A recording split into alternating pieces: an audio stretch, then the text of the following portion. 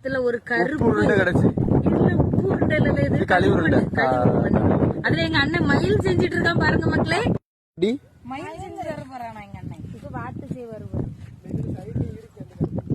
இப்பளத்துல வந்து நாங்க மயில எடுக்க போறோம்.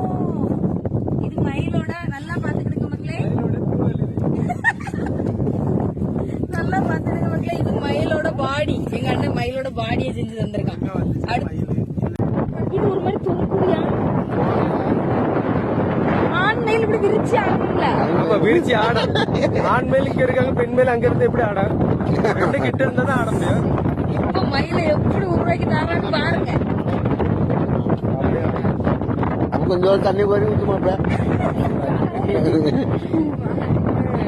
இந்த மயில எங்க அண்ணன் செஞ்சதுக்கு அப்புறம் காணிக்க எப்படி இருக்குன்னு சொல்லிருங்க. செஞ்சோம். இருக்கும். எங்க அண்ணன் ஒரு மிகப்பெரிய ஆர்டிஸ்ட்.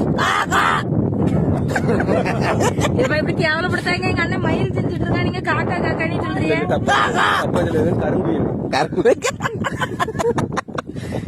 பாருங்க இப்போ பொறாமப்பட அளவுக்கு எங்க அண்ணன் மயில் இப்படி தோகை இப்படி விரிச்சு நிக்கும். ஊற பேசுறதுப்பா காணி கிட்ட காணி